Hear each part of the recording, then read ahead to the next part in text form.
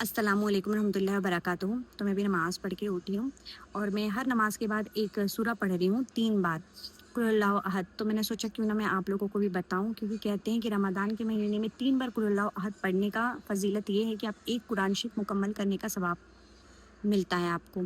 तो आप लोग भी हर नमाज के बाद 3 बार कुल हुवल्लाहु अहद पढ़ें, क्योंकि कुल हुवल्लाहु अहद इतनी ज़्यादा फ़ज़ीलतों से भरा हुआ है और उसको हमेशा बावज़ू ही पढ़ना रहता है। और नमाज के टाइम आप वज़ू में होते हैं तो आप 3 बार पढ़ सकते हैं, जिससे आपको एक कुरान शरीफ मुकम्मल करने का सवाब होगा। और साथ ही में औज़ु बिल्लाहि मिनश शैतानिर रजीम बिस्मिल्लाहिर्रहमानिर्रहीम लगाना ना भूलें, क्योंकि हदीस में लिखा है कि अल्लाह पाक अपने जलाल और अपनी इज़्ज़त की कसम खा के कहते हैं कि जो इंसान हर चीज़ में बिस्मिल्लाह लगाता है, उसे वो हर चीज़ में बरकत देंगे। चाहे आप सोएं, उठें, कहीं जाएँ, कहीं से आएँ, घर में आएँ, घर से जाएँ, खाएँ, पिएँ, कुछ भी करें, बिस्मिल्लाह लगा के करें। उसकी इतनी ज़्यादा बरकत है जो अल्लाह पाक खुद हदीस में फ़रमा रहे हैं, तो उससे ज़्यादा और क्या ही चाहिए।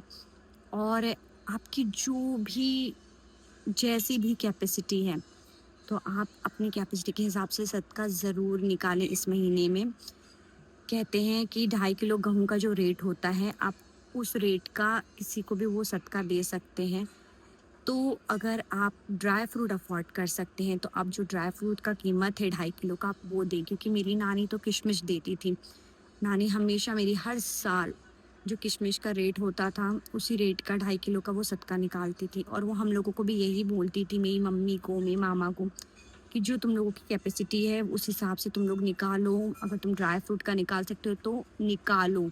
क्योंकि मेरी नानी का कहना था कि रमज़ान के महीने में जितना ज़्यादा हो सके सदका खैरात करो।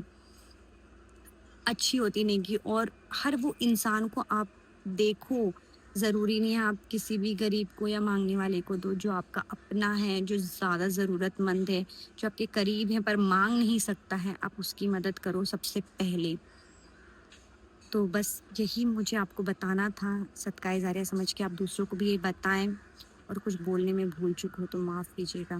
अल्लाह हाफ़िज़, दुआओं में याद रखिएगा।